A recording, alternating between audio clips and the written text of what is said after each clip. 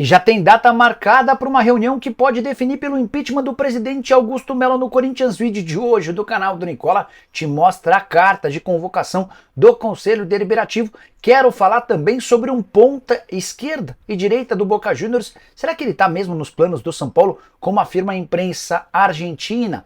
Trago ainda uma lista de jogadores interessantes que estão entre os times que brigam contra o rebaixamento. Já o Bahia decidiu fazer uma proposta estratosférica pelo goleiro Everson do Atlético Mineiro. Para completar, falo sobre o bicho atrasado no Santos, sobre um custo definido para o estádio do Flamengo e ficou alto, sobre o Palmeiras respondendo se tem interesse na contratação do atacante Brenner, ex-São Paulo, além de muito mais.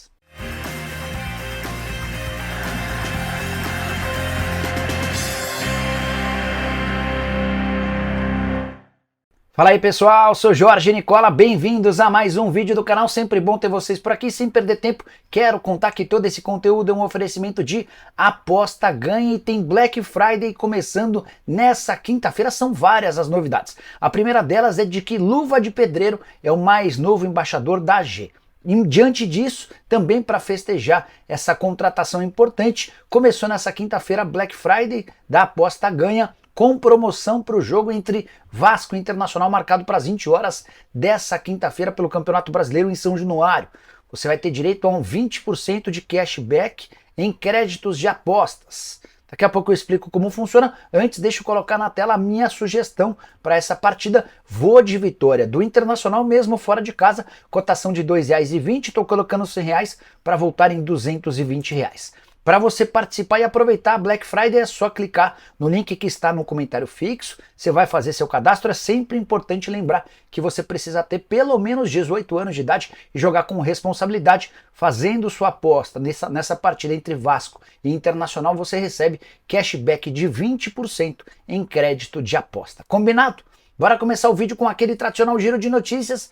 Primeira informação é sobre a minha Portuguesa. Depois de fechar a contratação de Cauã de Almeida, novo técnico da Lusa, que dirigiu o América durante a Série B, a Portuguesa acertou com o seu novo diretor executivo de futebol, Tadeu Oliveira. Além dele, também já está contratado Eduardo Cecconi, que será o analista de desempenho da Lusa.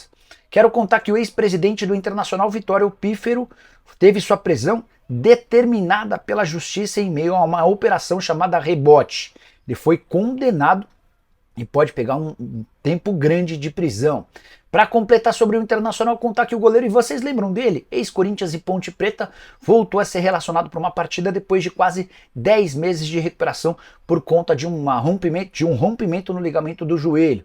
Quero contar ainda que Iago, lateral esquerdo do Bahia, só volta a jogar em 2025. Ele sofreu uma lesão muscular das mais graves e será desfalque do tricolor de aço. Jogador contratado na metade da temporada, mas que ainda não decolou. 14 partidas, só 3 como titular. Para fechar, o Cuiabá antecipou o fim dos contratos de Gustavo Sauer, que pertence ao Botafogo, e de Lucas Fernandes, que já foi do Botafogo, mas hoje tem seus direitos econômicos presos a um time português. Já Wagner Mancini anunciou sua saída do Goiás, apesar de uma ótima reta final de temporada. Ninguém sabe ao certo qual será o destino do treinador. A tendência é que o Esmeraldino tenha Jair Ventura como seu comandante para o próximo ano. Hora de falar sobre o Flamengo, mais especificamente sobre seu futuro estádio. Rubro-negro admitiu que estima o custo total da obra do estádio em R$1,925 bilhões. Esse valor já inclui os R$182 milhões investidos no terreno, tem mais R$18 milhões da operação e o restante R$1,725 bilhões com a obra em si. Bastante caro, estádio para pelo menos 75 mil pessoas, que será construído no gasômetro, previsão de inauguração para o fim do ano de 2029. Resta saber se a eleição para presidente marcada para 9 de dezembro não altera esses planos. Nessa sexta-feira, o Flamengo promete apresentar todos os detalhes do projeto e do orçamento para os sócios em reunião que vai acontecer na sede do clube, talvez até com uma espécie de campanha política para Rodrigo Dunche, que é o candidato da situação. Só para completar, importante contar que o Flamengo estima ser capaz de faturar somente com os naming rights do estádio R$1,5 bilhão, o que praticamente bancaria toda a obra. Resta saber se há capacidade para buscar um naming rights tão alto diante de valores já praticados em outros estádios. Só para lembrar, Corinthians e Palmeiras arrecadaram 300 milhões de reais cada com os name rights de seu estádio. Flamengo estima ser capaz de multiplicar por 5 esse valor. O que você pensa sobre o tema? Já usa o espaço para comentário e registra a sua opinião, beleza? Hora de falar sobre o Santos, que tem uma mudança na busca por técnico. As tratativas com Pedro Caixinha não avançaram e já há quem garanta que Cuca voltou à pauta do presidente Marcelo Teixeira. A verdade é que o presidente santista anda bastante desencontrado, ele não tem a mínima ideia do que fazer. Já tentou o Pedro Caixinha, Jorge Sampaoli, Cuca, agora volta a tentar o Cuca, já falou em Luiz Castro, enfim, cada hora surge um nome diferente. E em meio a tudo isso, uma série de notícias que causam preocupação. A primeira delas em relação ao atraso do pagamento do bicho, o prêmio pelo acesso à Série A.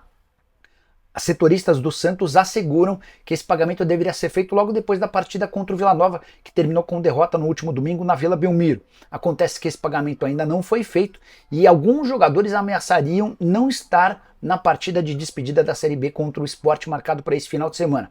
Outros setoristas do Santos têm uma apuração diferente, afirmando que atletas já haviam combinado de que não disputariam esse último jogo para antecipar o período de férias, levando em consideração que o Santos já garantiu o acesso e também o título da Série A. De qualquer forma, o presidente Marcelo Teixeira se reuniu nas últimas horas com os atletas para explicar a demissão do técnico Fábio Carille e também para prometer o pagamento do bicho até essa sexta-feira.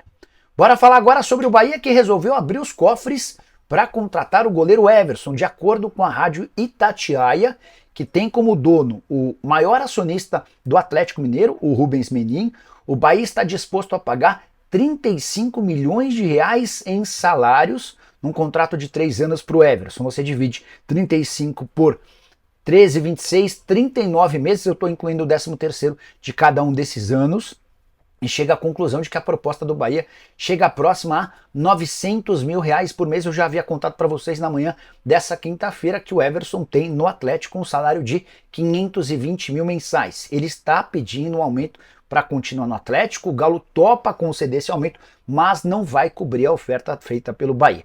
Importante lembrar que como ele tem mais um ano de contrato, o Bahia só vai conseguir contratar o Everson em janeiro se chegar a um acordo financeiro com o Galo, atleta de 34 anos de idade que chegou ao Clube Atlético Mineiro no ano de 2020. Certamente o Rogério Ceni é quem faz força para que o Everson seja contratado. Quero te explicar agora qual a chance de um ponta, direita e esquerda, do Boca Juniors pintar como reforço do São Paulo. Um site argentino chamado El Craque Deportivo, que erra muito mais do que acerta, afirmou que o São Paulo está de olho em Ezequiel Ceballos, 22 anos de idade, formado na base do Boca Juniors. Ele sobe ao time profissional no fim do ano de 2020 e começa a ser mais utilizado em 2021.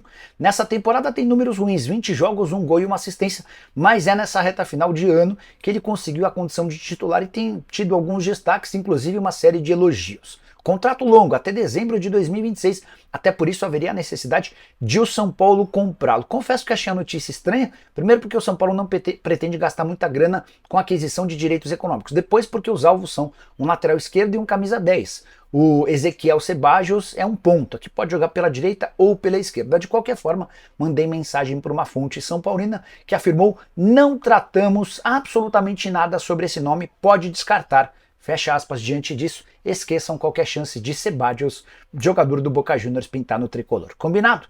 Bora falar agora sobre uma lista de jogadores interessantes que podem ser rebaixados para a Série B do Campeonato Brasileiro. Por que dessa distinção? Porque é de se imaginar que se esses caras caírem para a segunda divisão, eles precisem buscar outros clubes. São jogadores valorizados, com salários altos e assediados por clubes da Série A. Começando pelo time com maior dificuldade de pontuação, Atlético Goianiense, praticamente rebaixado. O jogador mais interessante é Luiz Fernando, meio atacante de 28 anos de idade, um dos caras que mais marcaram gol na atual temporada. Ele tem contrato só até dezembro, ou seja, nem haveria necessidade de pagar qualquer coisa ao Atlético Goianiense, bastaria chegar a um acordo com o atleta para contratá-lo. No Cuiabá, Isidro Pita, que tem jogado pela seleção do seu país, paraguaio de 25 anos de idade, Walter, goleiro de 37 anos, que já passou pelo Corinthians, e Denilson, volante de 23 anos de idade, que já foi especulado pelo Palmeiras e pelo Corinthians. No Red Bull Bragantino, a lista é um pouco mais extensa, Lucas Evangelista, que quase foi parar no Corinthians, é um meio-campista de 29 anos de idade. Juninho Capixaba, que quase virou jogador do São Paulo, lateral esquerdo de 27 anos. E Luan Cândido, atleta revelado na base do Palmeiras, hoje com 23 anos de idade. A gente também poderia acrescentar o Thiago Borbas, atacante uruguaio, de bom poder de finalização, mas que acabou não conseguindo decolar com a camisa do Red Bull Bragantino. Criciúma, outro time que está na zona do rebaixamento, tem o Bolassi, um atacante do Congo, 35 anos de idade, fez boa participação no Campeonato Brasileiro, contrato só até dezembro, basta chegar a um acordo com ele para que ele possa ser contratado sem custos. Outro jogador que chamou a atenção, Claudinho, lateral direito de 24 anos de idade, chegou a ser especulado como possível reforço de Cruzeiro, Atlético Mineiro e Flamengo. Fluminense é um candidato real ao rebaixamento, mas imaginar que John Arias, Cauã Elias ou John Kennedy possam atuar em outros clubes brasileiros por conta da queda me parece algo fora da realidade. Em relação ao Atlético Paranaense, os nomes mais pretendidos e desejados do Canóbio, que já pipocou em vários times, contei para vocês nessa semana que o Palmeiras tem a intenção de contratar o atacante uruguaio de 26 anos de idade, Lucas Esquivel, lateral esquerdo de boa qualidade, 23 anos de idade, e Bruno Zapelli, meio atacante argentino de 22 anos de idade. Queria acrescentar também o Coelho, atacante argentino de boa participação, especialmente nessa reta final de Campeonato Brasileiro. Se o time não cair, passará muito pela participação dele. Para completar, no Juventude, Lucas Barbosa, atacante de 23 anos de idade que pertence ao Santos, está emprestado ao Juventude, e Edson Carioca, atacante de 27 anos de idade, que é jogador do Azures. Bora falar agora sobre o Palmeiras para explicar se há ou não algum interesse alviverde na contratação do atacante Brenner. Vocês vão lembrar dele, jogador formado na base do São Paulo, não explodiu no tricolor, acabou emprestado ao Fluminense e volta para o São Paulo e numa temporada de 2020 muito forte, com 44 jogos, 22 gols e 4 assistências, é vendido por FC Cincinnati. Nos Estados Unidos alterna bons e maus momentos até que ele é vendido em 2023 para a Udinese. Na Itália a coisa não funciona. Na primeira temporada só 8 jogos, na atual temporada 9 jogos, 2 gols e 2 assistências, nem saiu do banco de reservas nos últimos 4 jogos. Sua última partida em 19 de outubro, embora ele não seja titular desde 5 de outubro. Imaginar que o Brenner possa ser contratado por um clube brasileiro não parece algo complicado. Centroavante de 24 anos de idade e bom potencial, mas no Palmeiras ouvi, durante a tarde dessa quinta-feira, a informação de que ele não faz parte dos planos. De que o Palmeiras busca um centroavante, mas o foco é num jogador que chegue mais pronto para ser titular absoluto e que possa vestir a camisa do Palmeiras sem grandes dúvidas. Bora fechar o vídeo com a informação mais importante dessa quinta-feira. Já há uma data para a reunião que debaterá sobre o impeachment do presidente Augusto Melo no Corinthians. Mais do que isso, os membros do Conselho Deliberativo vão votar se são favoráveis ou contrários ao impeachment de Augusto. Tudo porque nos últimos dias a Comissão de Ética e Disciplina ouviu uma série de funcionários, diretores e ex-diretores e entende ter uma quantidade suficiente de provas para levar o caso ao Conselho Deliberativo. Nas últimas horas, o presidente do Conselho Deliberativo do Corinthians, o Romeu Tuma Júnior, convocou os conselheiros para essa reunião marcada para a próxima quinta-feira. E o tema vai ser a votação do impeachment ou não. Eu tive acesso ao documento, vou até mostrar para vocês e contar alguns dos bastidores. A reunião começa com a palavra do presidente do Conselho Deliberativo para expor os motivos da convocação em razão do recebimento da denúncia pela Comissão de Ética e Disciplina. Vai haver uma deliberação sobre o motivo da convocação da reunião.